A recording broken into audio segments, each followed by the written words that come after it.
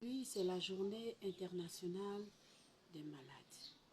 Une journée qui interpelle l'Église universelle. L'Église universelle dans le monde qui va aujourd'hui célébrer la fête de Notre-Dame de Lourdes. Vous savez, pour les chrétiens, Lourdes est un milieu de pèlerinage qui, jusqu'à ce jour, interpelle les hommes que nous sommes à la solidarité et à la spiritualité. Parce qu'à Lourdes, effectivement, on reçoit encore des grâces de Dieu. Parce que la vie est un don de Dieu. Également, il faut voir dans l'histoire de l'Église universelle, l'histoire de Dorcas, qui a passé toute sa vie à aider les autres. Et lorsque cette femme mourut, c'est tous les chrétiens de cette époque qui ont imploré la grâce de Dieu, même à demander qu'elle soit ressuscitée. C'est pour dire que la charité est un pan important de la vie humaine. J'ai aussi un regard vers Mère Teresa.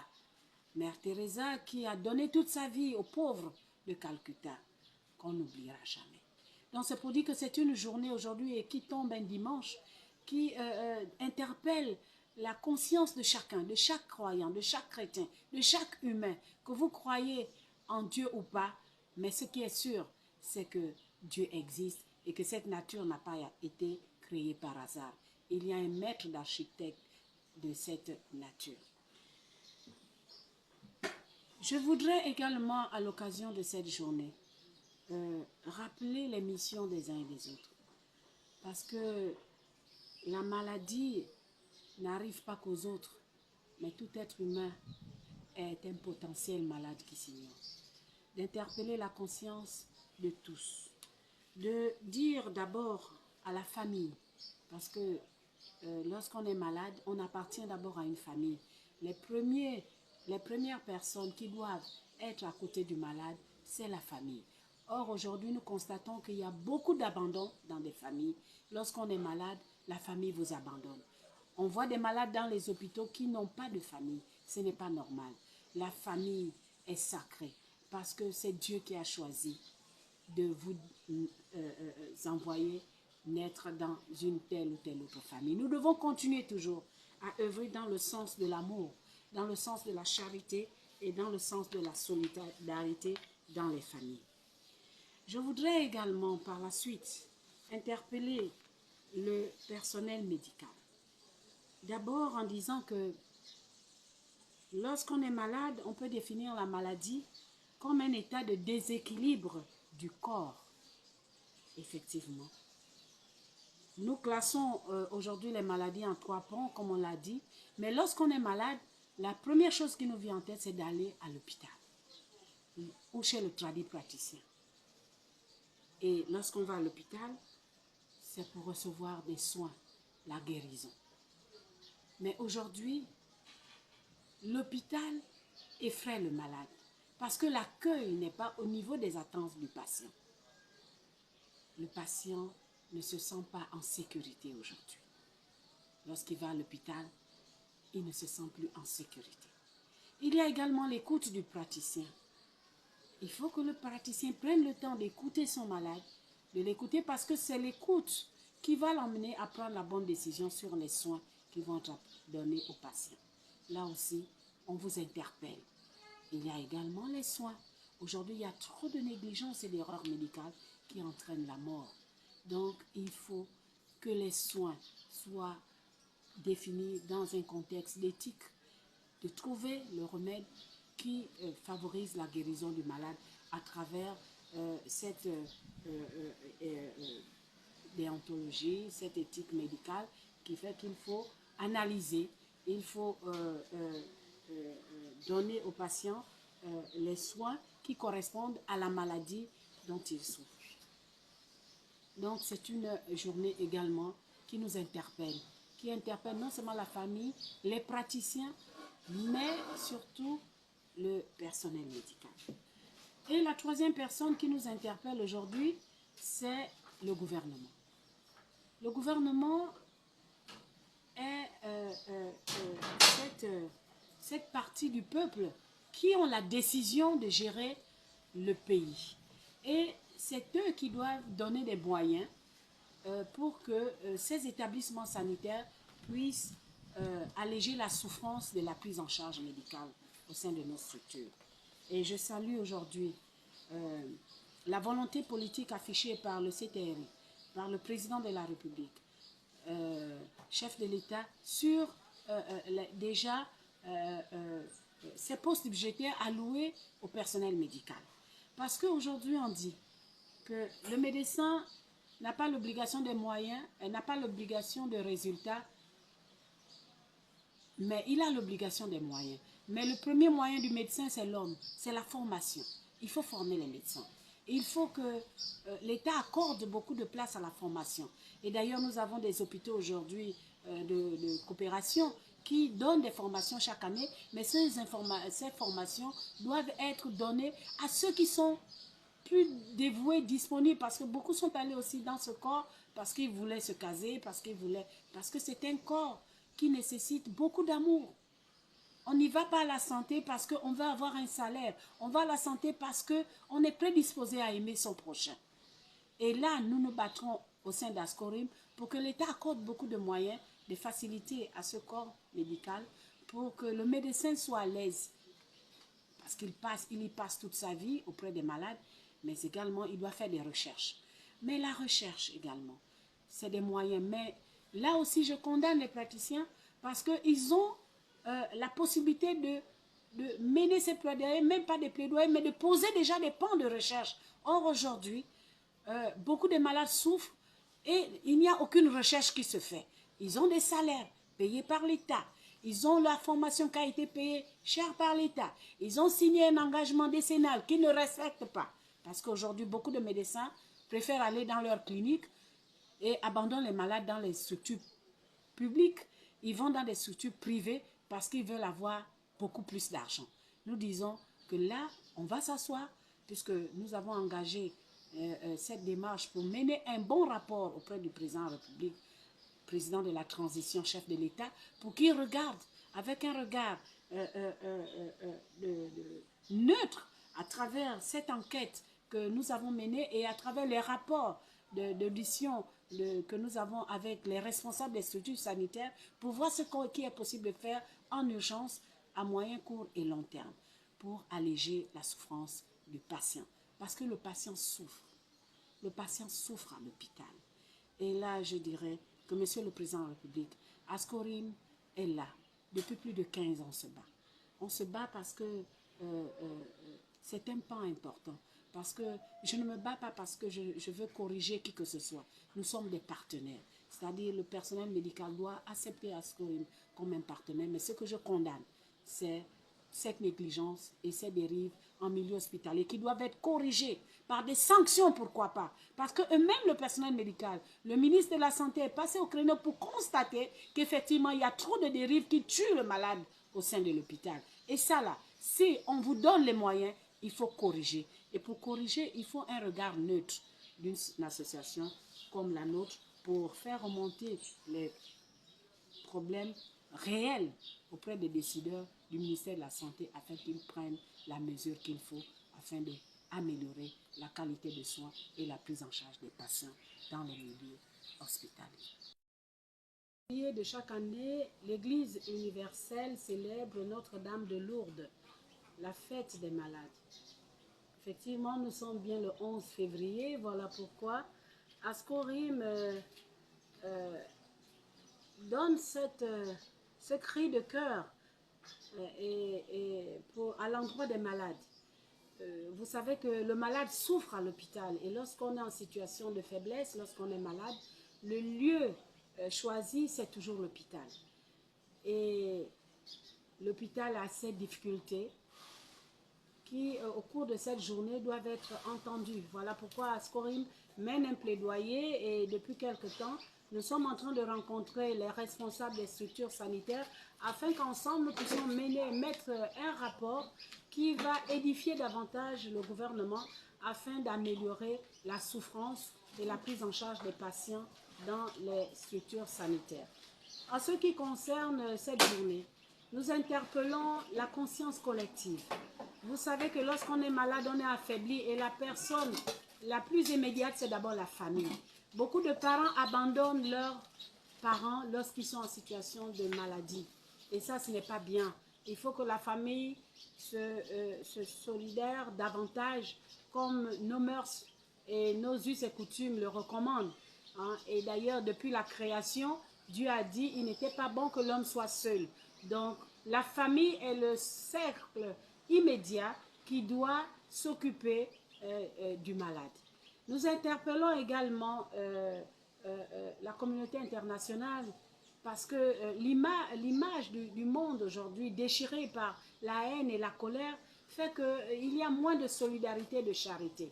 C'est une pensée pour cet endroit, Notre-Dame de Lourdes, qui jusqu'aujourd'hui opère des miracles pour ceux qui croient en Dieu, parce que la vie vient de Dieu. Nous avons également un cri à lancer auprès du personnel médical. Parce que l'accueil jusqu'aujourd'hui, qui est le premier remède du malade, n'est pas encore au niveau attendu de tous les patients. Il y a également l'écoute. Le médecin est toujours absent. Et lorsqu'il est là, il est pressé parce qu'il doit aller dans le privé. Alors qu'ils ont signé des engagements décennales pour rester à l'hôpital. Parce que l'État l'a formé pour ça. Il faut écouter le patient. Parce que c'est dans l'écoute qu'on oriente les soins. Et les soins aujourd'hui, tout le monde le vit. Les diagnostics sont toujours évasifs. Dans les CHU, on fait encore des examens à l'extérieur et souvent, c'est des diagnostics qui ne correspondent pas à la pathologie du patient et qui entraînent la mort. Donc, c'est une journée de conscience, c'est une journée d'interpellation et de plaidoyer. Et nous disons au président de la transition, président de la République, chef de l'État, qu'Ascorim ne baissera pas les bras. Nous serons toujours là pour aider le gouvernement à prendre la bonne décision. Nous serons là pour vous dire, Monsieur le Président, chaque citoyen est un malade qui s'ignore. Il est important que ce pan de la santé soit réellement regardé avec beaucoup de rigueur et avec beaucoup d'attention afin d'alléger la souffrance des populations. À la CNAMGES qui est un partenaire important sur la prise en charge. Aujourd'hui, nous vous interpellons pour qu'ensemble, nous puissions trouver des solutions immédiates. Parce que là, avec ce rapport, nous avons des solutions à vous proposer et des solutions concrètes et immédiates qui vont très rapidement améliorer la prise en charge des patients dans les structures sanitaires. Je vous remercie. Ok, Chateau. En cette journée, Ascorim m'a prévu d'aller rendre visite aux malades. Nous irons tout à l'heure réconforter M. Moukretou, ce couple qui vit dans un état de dénuement complet, un Gabonais. Il est là, qu'on a visité il y a 3 ou 4 mois, qu'on a découvert. Il est aveugle, sa fille aussi aveugle, ils vivent dans la maison, ils ne sortent pas. Et vous voyez derrière, tout à l'heure, vous pourrez filmer. On a des dons qui reviennent de quelquefois des gens de bonne volonté. Et nous irons remettre à ce monsieur un fauteuil qui le permettra au moins de prendre de l'air au soleil de temps en temps puisqu'il est aveugle. Et c'est sa femme qui le conduit chaque fois. Et nous avons aussi 2 enfants qui sont abandonnés aux soins de leur maman qui est complètement démunie. 2 enfants qui sont nés. Ils grandissent sur un lit parce que le cou ne tient pas depuis la naissance. L'un a déjà 7 ans et l'autre 5 ans. Ils grandissent sur un lit. Et il n'y a aucune recherche qui a été faite. Ascorim a lancé un cri de cœur. Mais jusqu'à ce jour, rien n'est fait pour non seulement alléger la souffrance de la mère, mais aussi aider ces jeunes Gabonais, ces jeunes êtres humains à retrouver une santé meilleure parce qu'ils sont là. Et ils passent toute leur vie sur un lit. C'est vraiment dramatique. Donc nous irons vers eux pour les réconforter. C'est tout ce que nous, en tant qu'association, puisque nous n'avons pas une subvention qui nous permet de faire plus. Voilà pourquoi nous interpellons les pouvoirs publics à subventionner des associations comme celle-là, parce que nous voulons définir un régime juridique de collaboration, de partenariat entre Ascorim et l'administration de la santé, c'est-à-dire le ministère de la Santé, en matière de protection sanitaire, dans le but d'améliorer la qualité de prestations sanitaires conformément aux principes de la transparence. Et de temps en temps, nous irons dans les hôpitaux voir si ça se passe bien, parce que c'est ça la mission d'Ascorim, d'aller voir. Il faut un regard de contrôle, parce que s'il y a un laisser-aller dans les hôpitaux, c'est parce que justement, il n'y a pas un regard de contrôle et il n'y a pas la sanction. Voilà pourquoi, en cette journée, nous irons visiter les malades et leur apporter notre confort. Merci. Ascorim, c'est une association qui lutte contre le risque médical et les erreurs. Et ce qui est vrai, c'est que en cette journée du 11 février, nous avons un regard particulier parce que c'est une journée particulière qui concerne effectivement, c'est la journée du malade.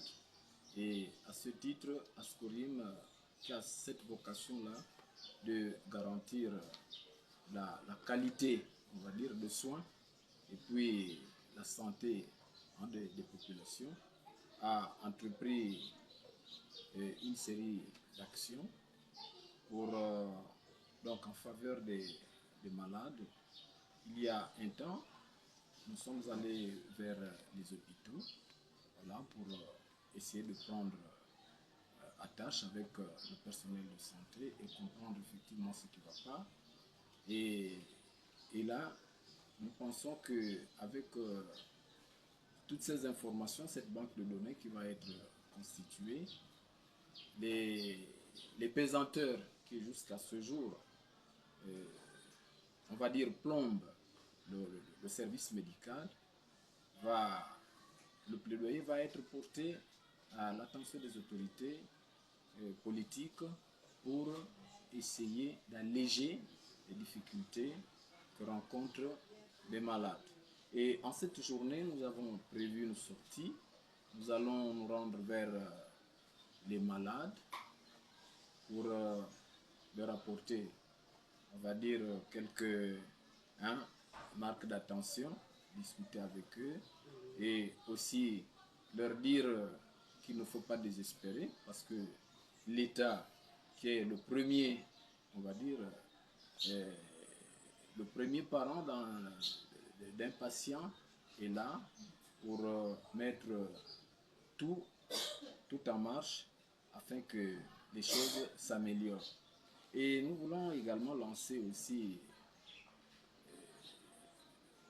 notre cri à l'endroit des églises. Vous priez, nous prions tous, nous implorons les grâces de l'Éternel. Nous devons également alors prier pour tous les malades, ces malades-là, et ces personnes-là qui sont en attente de guérison. Et nous comprenons aussi les limites de la science. Dieu intervient aussi pour garantir la guérison miraculeuse. Ça, c'est un fait. Donc, nous pensons pour les familles qui ont peut-être cette faiblesse-là à un moment donné, lorsqu'ils constatent que quelqu'un est malade, il faut l'abandonner. C'est en ce moment que le malade, en fait la personne qui vit en quelque sorte un dysfonctionnement de son organisme, a besoin d'être entouré. Il a besoin d'affection et il a besoin d'assistance. Parce que déjà, l'entourage et l'affection sont des éléments aussi qui participent de l'équilibre de l'être humain. Donc, tout ce que nous pouvons dire en ce moment, c'est pour tout simplement vous encourager et nous encourager tous à soutenir le combat et la lutte que mène Ascorim. Donc, voilà, de façon synthétique, et je vais pouvoir donner la suite à madame ici à côté de moi. Juste rajouter que la santé est un don de Dieu. Il faut la préserver. Oui, nous devons tous la préserver. Car aujourd'hui, nous avons constaté qu'il y a trois différentes, on peut les classer en trois groupes. Il y a des maladies héréditaires. Là, j'ai un regard vers ces personnes atteintes de la drépanocytose qui luttent chaque jour contre la douleur, une douleur atroce qui, quelquefois, entraîne la mort. Et Il y a également les maladies liées à l'environnement que nous connaissons tous. Aujourd'hui, nous mangeons mal. C'est ce que nous mangeons qui nous tue. Et il y a ces maladies silencieuses qui aussi sont liées à l'environnement. Hein, l'hypertension, les maladies cardiovasculaires, le diabète, etc. Et il y a des maladies, des malformations, des enfants qui naissent comme ça, des personnes qui naissent dans cet état. Là aussi, ça nous interpelle, tous ces malades-là. Et l'hôpital est également interpellé.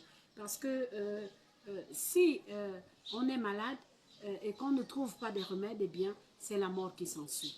Donc, c'est une journée d'interpellation, de prise de conscience et dire au personnel médical, puisqu'il a si bien dit que c'est une journée où l'Église doit prier, tendre la main à une journée de charité en fait. Également, interpeller les familles qui abandonnent leurs parents malades, mais surtout le personnel médical, parce qu'en définitive, lorsqu'on tombe malade, on va à l'hôpital ou chez le tradipraticien. Donc, c'est des lieux où on doit retrouver refuge. C'est des lieux où on doit être en sécurité. C'est des lieux où on doit être,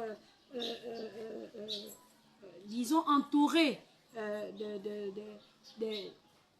des gens qui vous aiment. Voilà pourquoi ce métier demande vraiment, est un sacerdoce. Choisis d'être médecin, le vrai. Parce qu'aujourd'hui, il y en a qui ne recherchent que l'argent. Il y en a qui ne sont qu'à la course de l'argent. Mais il y en a qui ont vraiment cette vocation d'aider le prochain. Parce que j'ai vu, si aujourd'hui je me bats pour les autres, c'est parce que moi-même j'ai été victime. Victime à travers ma fille. C'est une autre histoire, mais c'est à travers cette histoire de ma fille qu'aujourd'hui je me bats pour les autres. Donc c'est dire que le médecin doit être à côté de son malade. Il doit être à l'écoute de son malade. Il doit prendre le temps. Et c'est toute une vie. Et voilà pourquoi nous, au cours de ces rencontres, on a des propositions à faire au gouvernement sur le traitement de ces personnels de santé aussi bien parce que il y a le médecin, mais il y a l'infirmier, le personnel paramédical. Parce qu'au définitif, c'est l'infirmier qui est au centre de la prise en charge. Cet infirmier doit être bien formé. Parce qu'aujourd'hui, les dérives des médicaments qui ne sont pas pris à temps ou qui sont... C'est l'infirmier qui doit suivre le traitement donné par le médecin strictement. Donc l'infirmier doit être pris au sérieux. Or, quand on écoute les infirmiers, c'est toujours un cri, c'est vrai, mais pour les autres, c'est ce que nous voyons aujourd'hui, c'est le racket, c'est le détournement des médicaments des malades. C'est pas ça le rôle de l'infirmier. Donc c'est une journée d'interpellation. Parce que toute personne est un malade qui s'ignore, y compris les médecins, y compris nous tous. Donc nous devons avoir un regard vers les autres qui sont malades. Nous devons aussi avoir un regard très avisé dans le fonctionnement de nos hôpitaux parce qu'il y a beaucoup de choses à dire là-dedans. Et là, nous allons mener un rapport que nous sommes en train de clôturer parce qu'on a déjà été reçus par plusieurs responsables des structures sanitaires dans le cadre de partenariat pour voir ensemble comment nous pouvons proposer au président de la transition, au président de la République, chef de l'État, un document sur lequel il peut bien s'appuyer pour trouver des solutions immédiates à la souffrance, je dis bien, des patients dans les structures sanitaires. Merci beaucoup à tous et puis un regard particulier sur le plan spirituel à Mère Teresa qui a donné sa vie auprès des pauvres. Et je connais qu'à travers le monde, je sais qu'à travers le monde, beaucoup de personnes comme ça donnent leur vie pour les autres. J'ai une pensée pieuse pour Dorcas, par exemple, qui a donné sa vie pour les autres. Je pense à Déborah et beaucoup de femmes dans le monde qui ont donné leur vie pour les autres. Et pour ces personnes, pour ceux qu'ils ont été, donnons la main aux autres.